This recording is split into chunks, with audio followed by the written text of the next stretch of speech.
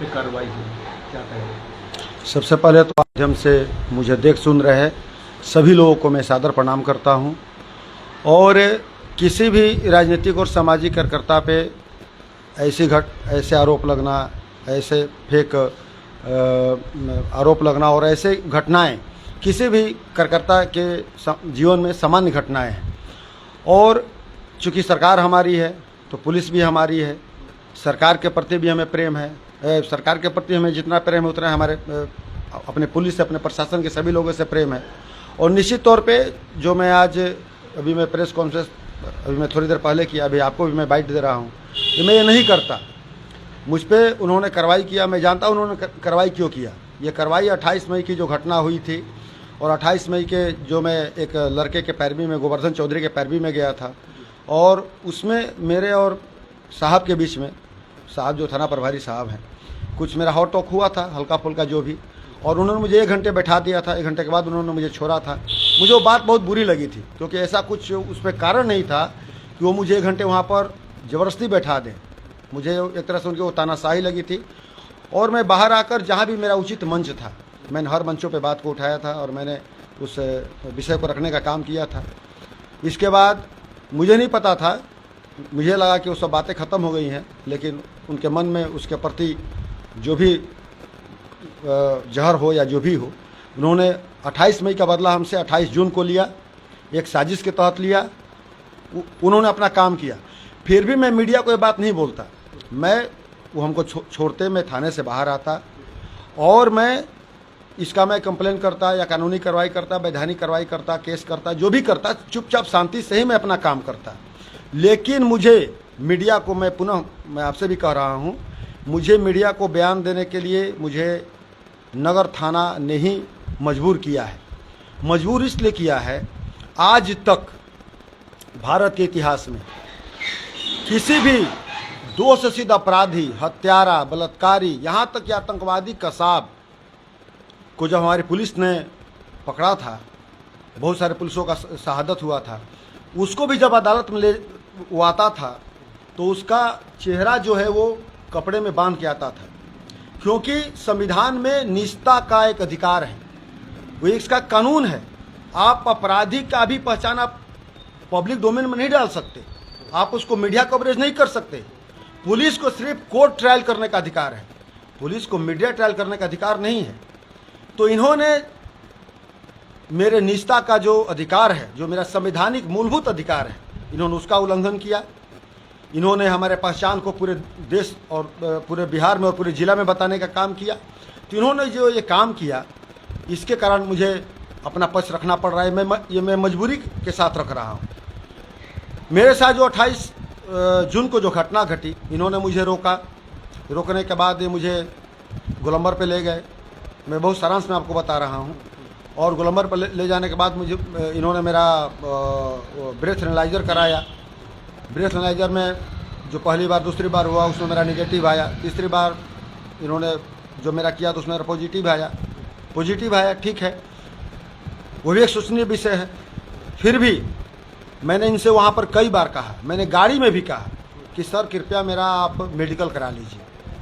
माननीय Patna high court ने अपने आदेश में ब्रेथ एनालाइजर की ये जो गलत रिपोर्ट है, उस गलत रिपोर्ट के बारे में आप सभी लोग मीडिया के बंधु जानते हैं, पूरा बिहार जानता है कि इन्होंने पटना हाई कोर्ट ने आदेश दिया है कि हमें किसी भी शराब के आरोपी को तब तक हम नहीं पकड़ सकते जब तक उसका हम मेडिकल, ब्लड या यूरिन टेस्ट नहीं लेते हैं, क्योंकि ब्रेथ एनालाइजर का रिपोर्ट गलत हो सकती है। इसका बहुत सारा मामला आया है, तब माननीय हाई कोर्ट ने ये आदेश दिया। आप कोई भी कफ सिरप पीजिए, आप बहुत सारा ऐसा पान है, आप पान भी खा लीजिए, या आप बहुत सारा ऐसा केस है, आप होम्योपैथिक दवा खा लीजिए। बहुत कुछ ऐसा है जो आपको खा कर भी अगर आप ब्रेथ एनालाइजर के समझ जाएंगे तो आपका पॉजिटिव बताएगा। तो इसके कारण माननीय हाई कोर्ट ने आदेश दिया। मैंने इनको बार बार कहा, चूँकि हम लोग एक अध्ययन करने वाले लोग हैं, मुझे हाई कोर्ट का आदेश मुझे पहले से पता है। मैंने बार बार कहा कि मेरा ब्लड और यूरिन का टेस्ट किया जाए, इन्होंने टेस्ट नहीं किया। खैर वो एक विषय गया, इन्होंने थाने में बंद किया। मैं तब तक भी मैं जानता था कि इन्होंने 28 मई का बदला लिया है। फिर भी मैं कहा कि चलो यहाँ से निकलेंगे, उसके बाद इसको देखेंगे, शांतिपूर्वक देखेंगे और कानूनी रूप से देखेंगे।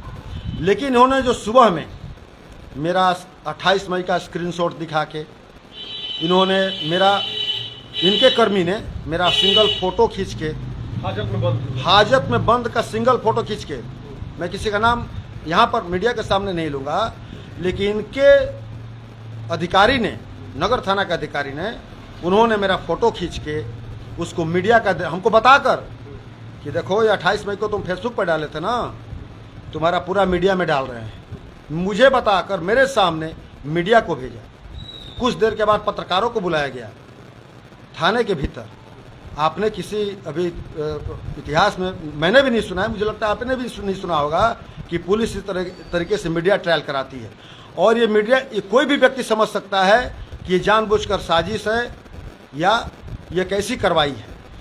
तो मीडिया ट्रायल कराया गया, मीडिया के पत्रकार बंधुओं को बुलाया गया, इसके बाद वो बातें पब्लिक डोमेन में गई। शाम को छोड़ा गया। शाम को छोड़े जाते समय हमको बोला गया कि अगर कहीं भी आप बयान देंगे तो 72 घंटे के भीतर आपको टांग कर फिर से बंद करने का, किसी न किसी बहाने में आपको बंद करने का काम किया जाएगा। ये क्या है? ये पुलिस का दादागिरी है। अंधेर नगरी चौपट राजा है क्या? इस तरीके से बिहार पुलिस, बिहार प्रशासन हमारे सरकार को बदनाम करने का काम करेगी। मैं सरकार से प्रार्थना करता हूँ, मुझे पूरी तरह आशंका है, अभी लगातार जो ये घटनाएं हो रही हैं, आपने देखा कि माननीय मुख्यमंत्री जी का यहाँ पर आगमन हुआ था, किस तरीके से किला मैदान में लापरवाही की गई, किस तरीके से माननीय मुख्यमंत्री जी का हेलीकॉप्टर नहीं उतरा। वहाँ पर कोई अनहोनी घटना हो सकती थी। हम लोग नीचे खड़े थे माननीय मुख्यमंत्री जी के स्वागत के लिए, और वहाँ पर माननीय मुख्यमंत्री जी का हेलीकॉप्टर नहीं उतरा। वो तो चालक को मैं बहुत बहुत धन्यवाद दूंगा, बहुत वो अनुभवी चालक हैं, नहीं तो वहाँ पर कोई भी अनहोनी घटना घट सकती थी। माननीय मुख्यमंत्री जी का आनंद फानन में हेलीकॉप्टर कहीं और उतारना पड़ा, उसमें आपके ईओ साहब यहाँ के सस्पेंड भी हुए हैं नगर के। इसी तरीके से आरा में जो घटना चल रही है, माननीय मुख्यमंत्री को बिहार के पुलिस के आला अधिकारियों के द्वारा गलत जानकारी दिया गया। इन्होंने कहा कि उसको पकड़कर और वो विक्षिप्त है और उसको पागलखाने भेजा जा रहा है, और जबकि वो व्यक्ति घर पे था। तो माननीय मुख्यमंत्री को यहाँ के आला अधिकारी गलत जानकारी दे रहे हैं। हमारे केस में भी उसी तरीके से कि लगातार जो घटनाएं हो रही हैं, मुझे पूरी तरह मुझे विश्वास है कि विपक्ष के इशारे पर बिहार पुलिस, बिहार का प्रशासन हमारी सरकार को बदनाम करने का काम कर रहा है। मैं सरकार से हाथ जोड़ के प्रार्थना करता हूं कि इस बिहार पुलिस पर और बिहार के प्रशासन पर इस मामले पर संज्ञान लिया जाए, और ये जितने लापरवाह कर्मी हैं, ये जितने जानबूझकर जन विरोधी कर्मी हैं, जो जनता को प्रताड़ित करने का काम कर रहे हैं, इन सभी अधिकारियों के ऊपर त्वरित ध्यान देकर, जल्द से जल्द ध्यान देकर इन पर कड़ी कार्रवाई किया जाए। जब तक ये सही नहीं होंगे, ये हमारी सरकार को बदनाम करने का काम करते रहेंगे। आप अपने मामले में आगे क्या करने जा रहे हैं? हम अपने मामले में केस करने जा रहे हैं। इन पे मैंने अपने वकील से अपना इस बारे में विस्तृत चर्चा किया है। मेरे वकील ने इनके ऊपर बहुत ठोस आधार है। सबसे बड़ा आधार तो निजता का अधिकार का हनन का अधिकार है। कसाब जैसे आतंकवादी जिसने सैकड़ों लोगों को मारा, उसका भी चेहरा बंद करके अदालत में, यहाँ तक कि फांसी देने का भी के समय भी उसका चेहरा बंद करके ले जाया गया था। तो ये तो मौलिक अधिकार है। तो इन्होंने निजता का अधिकार का मेरा हनन किया है। इन्होंने मेरा मेडिकल टेस्ट नहीं कराया जो ऑथेंटिक है पटना हाईकोर्ट के आदेश से। तो इन सब विषयों पे मैंने, और भी विषय हैं, इन सभी विषयों पे मैंने अपने वकील से गंभीर चर्चा किया है, और इन विषयों पर मैं केस करने जा रहा हूँ। मेरा केस अभी वहाँ पर फाइल हो रहा है। हमको लगता है आजकल में उसका कॉपी भी आ जाएगा, वो भी मैं आप सबको उपलब्ध करा दूंगा। और ये लड़ाई हम लोग, इससे हम 1 इंच न पीछे हटने वाले हैं और न 1 सेकेंड के लिए डरने वाले हैं। अगर जो लोग सोच रहे हैं कि ये डर कर चुप हो जाएगा, तो डरने वाले लोगों में से हम नहीं हैं। याद रखें, जिन्होंने गलत किया है उनका पीछा हम कभी छोड़ने वाले नहीं हैं। उनको उनका सज़ा निश्चित मिलेगी और ज़रूर मिलेगी। हम जानते हैं आप बहुत मजबूत हैं, आप शक्तिशाली हैं, आप ताकतवर हैं, आपके पास बहुत ताकत है।